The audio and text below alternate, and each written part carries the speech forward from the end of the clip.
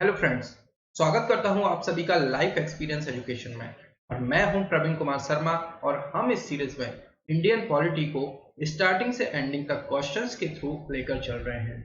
और ये है हमारा पार्ट 19 और इसमें जो हम टॉपिक कवर अप करने वाले हैं वो है पार्लियामेंट्री कमिटीज और साथ साथ में यूनियन जुडिशरी।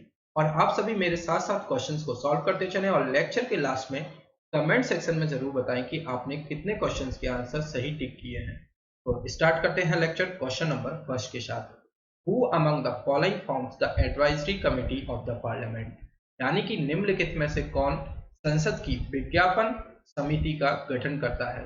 तो जो पार्लियामेंट है उसकी एडवाइजरी कमिटी का गठन खुद पार्लियामेंट द्वारा ही किया जाता है। तो जो पार्लियामेंट का हेड होगा यानी कि स्पीकर ऑफ द लोकसभा जो होगा वो इसका गठन करेगा। तो ए इसका हो जाएगा राइट आंसर। तो जो हमारी पार्लियामेंट कमिटीज बनती हैं जिनका गठन स्पीकर ऑफ द लोकसभा द्वारा किया जाता है वो टू टाइप्स की बनती हैं। एक होती है स्टैंडिंग कमेटी और सेकंड होती है एडॉक कमेटी। जो स्टैंडिंग कमेटी होती है इसके बारे में हम थोड़ा डिस्कशन करेंगे। ये इनका जो टेन्योर है, इनका कार्यकाल जो है 1 ईयर का रहता है और साथ साथ ये जो मिनिस्टर्स होते हैं उनको ये मेंबर्स इनके नहीं हो सकते। और साथ में जो जो can not summon ministers for inquiry, यानी कि इंक्वायरी के लिए ये मिनिस्टर्स लोगों को नहीं बुला सकते। जो एग्जांपल के लिए आप ले सकते हैं पीएसी यानी कि पब्लिक अकाउंट कमेटी, ये स्टैंडिंग कमेटी के अंतर्गत ही आता है।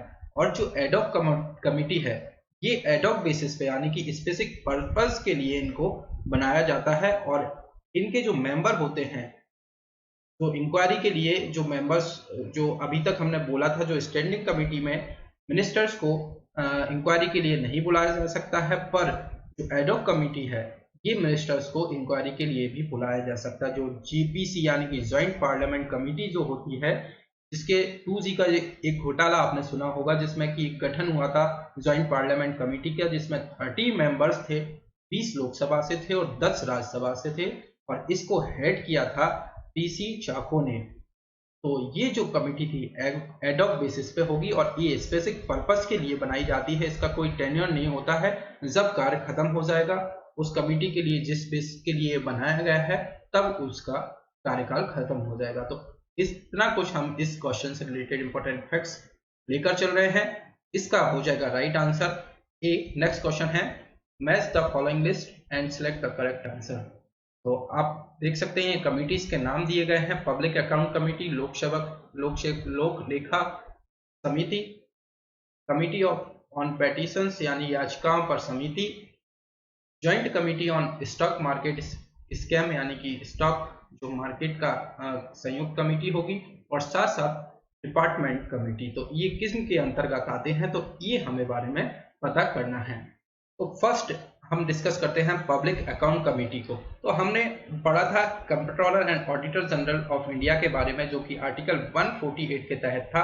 और इनका कार्य क्या होता है, to audit all accounts of government, यानी कि जो गवर्नमेंट के जितने भी सारे अकाउंट्स होते हैं उनको ऑडिट ये लोग करते हैं, जो कंट्रोलर एंड ऑडिटर जनरल, जिसको हम कैग भी बोलते हैं।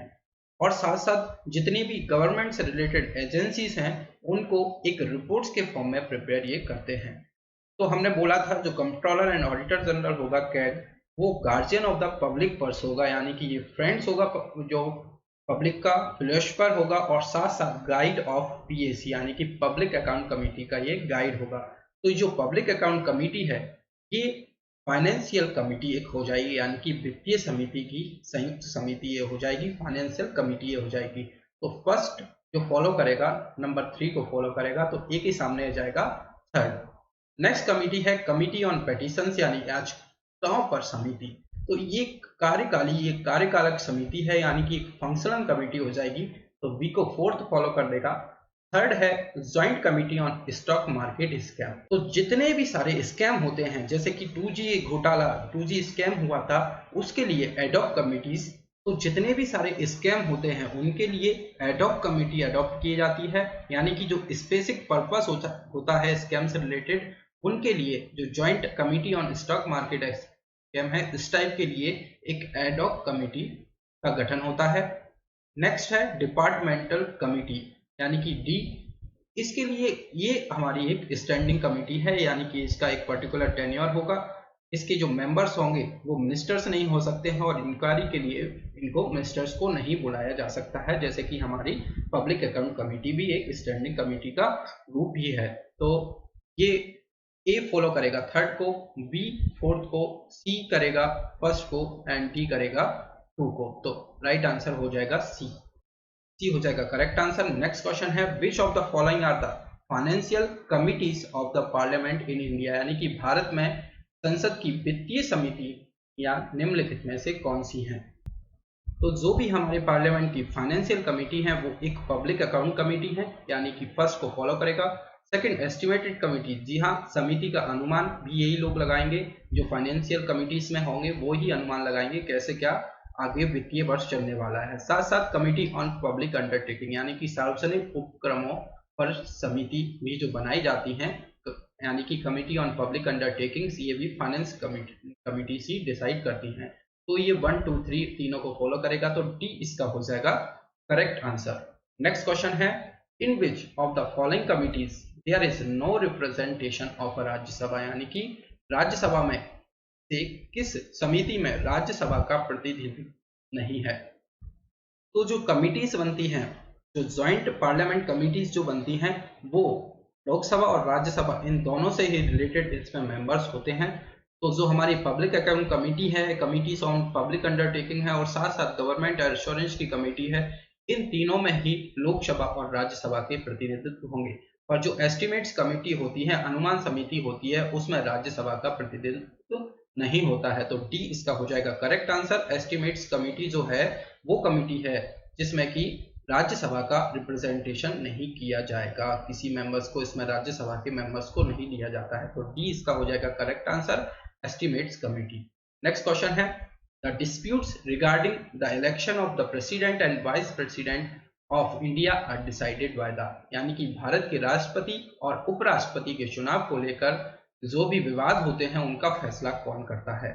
तो जो भी राष्ट्रपति और उपराष्ट्रपति के निर्वाचन से संबंधित विवादों का निपटारा उच्चतम न्यायालय यानी कि सुप्रीम कोर्ट द्वारा किया जाता है, और जो निर्वाचन यदि अवैध घोषित होने पर उसके द्वारा किए गए कार्य अवैध नहीं होते हैं। तो इसका राइट आंसर कौन होगा, इसका फैसला कौन करेगा, सुप्रीम कोर्ट इसका फैसला करेगा। तो सी इसका हो जाएगा राइट आंसर। नेक्स्ट क्वेश्चन है how many types of writs can be issued by the supreme court, यानी कि सुप्रीम कोर्ट द्वारा कितने प्रकार के रिट जारी किए जा सकते हैं। तो इसके बारे में हम पहले भी डिस्कस कर चुके हैं कि जो राइट टू कॉन्स्टिट्यूशनल रेमेडीज हैं, जो कि आर्टिकल 32 बहुत इंपॉर्टेंट आर्टिकल है ये 32, इसको याद रखना है। आर्टिकल 32 है जो कि राइट टू कॉन्स्टिट्यूशनल रेमेडीज हैं, यानी कि in case of violation of fundamental rights a person can approach the supreme court directly, यानी कि यदि किसी व्यक्ति के जो फंडामेंटल राइट्स का हनन होता है तो वो पर्सन डायरेक्टली सुप्रीम कोर्ट में अपील कर सकता है।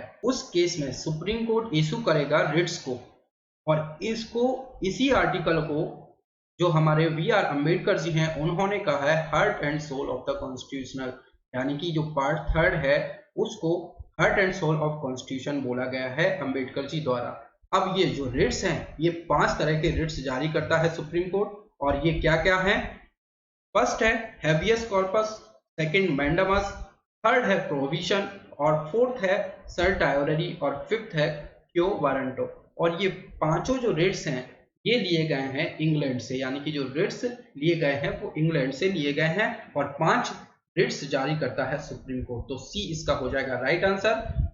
अच्छा क्वेश्चन है, याद रखना है। और जो पांचों जो रिट्स हैं उनको भी याद रखना है, वो भी सीरियल वाइज इनको याद रखना है। हैबियस कॉर्पस, मैंडामस, प्रोहिबिशन, सर्टायोररी और क्यो वारंटो, ये पांचों रिट्स को लीनियरली हमें लाइन वाइज याद रखना है। तो सी इसका हो जाएगा राइट आंसर। नेक्स्ट क्वेश्चन है in the supreme court of India the number of जजेस including the chief justice of his now, यानी कि भारत के सर्वोच्च न्यायालय में मुख्य न्यायाधीशों सहित न्यायाधीशों की संख्या अब कितनी है। तो जो भी हमारा उच्चतम न्यायालय होगा यानी कि सुप्रीम कोर्ट होगा, उसकी स्थापना, गठन और उसकी शक्तियों से संबंधित विधि निर्माण की शक्ति भारतीय संसद को प्राप्त है, और साथ साथ उच्चतम न्यायालय का गठन संबंधी प्रावधान आर्टिकल 124 में दिया गया है। आर्टिकल 124 में उच्चतम न्यायालय का गठन जो होगा वो अनुच्छेद 124 के द्वारा किया जाएगा और साथ साथ उच्चतम न्यायालय में एक मुख्य न्यायाधीश तथा 30 अन्य न्यायाधीश होंगे, यानी कि टोटल इनका नंबर्स 31 होगा। और इसका डिसीजन कौन लेगा? इसका डिसीजन पार्लियामेंट द्वारा लिया जाएगा, जो कि लास्ट टाइम 21 फरवरी 2008 को उच्चतम न्यायालय के मुख्य न्यायाधीश के अतिरिक्त न्यायाधीशों की संख्या 25 से बढ़कर 30 करने का फैसला किया गया था और इन न्यायाधीशों की नियुक्ति राष्ट्रपति के द्वारा की जाती है। तो टोटल जो चीफ जस्टिस के साथ मिलकर ये टोटल काउंटिंग होगी, ये 31 हो जाएगी। तो डी इसका हो जाएगा करेक्ट आंसर। नेक्स्ट क्वेश्चन है, who holds the power to increase the number of जजेस इन द सुप्रीम कोर्ट, यानी कि सर्वोच्च न्यायालय में न्यायाधीशों की संख्या बढ़ाने की शक्ति किसके पास है? तो अभी हमने बात की, जो भी शक्तियां प्राप्त हैं वो है पार्लियामेंट के पास। जो भी उच्चतम न्यायालय के मुख्य न्यायाधीश सहित कुल 8 न्यायाधीशों की व्यवस्था संविधान में मूलतः की गई थी, जो स्टार्टिंग में की गई थी वो 8 की गई थी। और इसके बाद काम के बढ़ते दबाव को देखते हुए 1956 में जो सुप्रीम कोर्ट होगा उसकी अधिनियम में संशोधन कर न्यायाधीशों की संख्या को बढ़ाकर 11 की गई और उसके तुरंत बाद 1960 में यह संख्या पुनः बढ़ाकर 14 कर दी गई, यानी कि 14 कर दी गई। और 1978 में ये 18 करी गई और 26 ऐसे करके 1986 में 26 हो गई।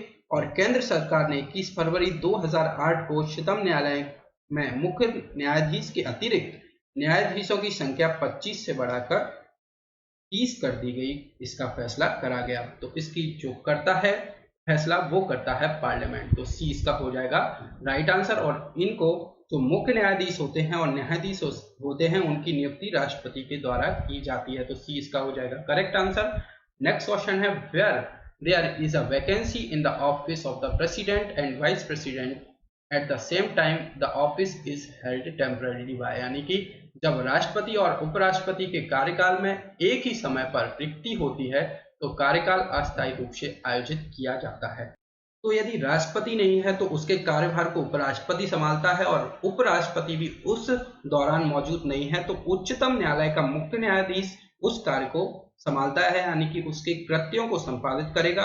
और उस टाइम पर यदि ये भी मौजूद नहीं है किसी कारणवश तो उच्चतम जो न्यायालय है उसके उसी न्यायालय का जो वरिष्ठतम न्यायाधीश होगा वो उस समय उस उपलब्धि को संभालेगा, यानी कि कृत्यों को संपादित करेगा राष्ट्रपति के। तो बी इसका हो जाएगा right answer. The chief justice of India इस कार्य को संभालेगा यदि राष्ट्रपति और उपराष्ट्रपति दोनों ही मौजूद नहीं है। तो सी बी इसका हो जाएगा करेक्ट आंसर। नेक्स्ट क्वेश्चन है, acting chief justice of supreme court in India is appointed by, यानी कि भारत में सर्वोच्च न्यायालय के कार्यवाहक मुख्य न्यायाधीश द्वारा नियुक्त किया जाता है। तो अभी हमने थोड़ी देर पहले ही बात की है कि जो चीफ जस्टिस ऑफ इंडिया है सुप्रीम कोर्ट के वो अपॉइंट किए जाते हैं किसके द्वारा? प्रेसिडेंट के द्वारा उनका अपॉइंटमेंट किया जाता है। तो सी इसका हो जाएगा राइट आंसर। तो ये था हमारा लास्ट क्वेश्चन। लेक्चर को लाइक कीजिए, शेयर कीजिए और लाइफ एक्सपीरियंस एजुकेशन के साथ बनने के लिए, जुड़े रहने के लिए आप चैनल को सब्सक्राइब भी कीजिए।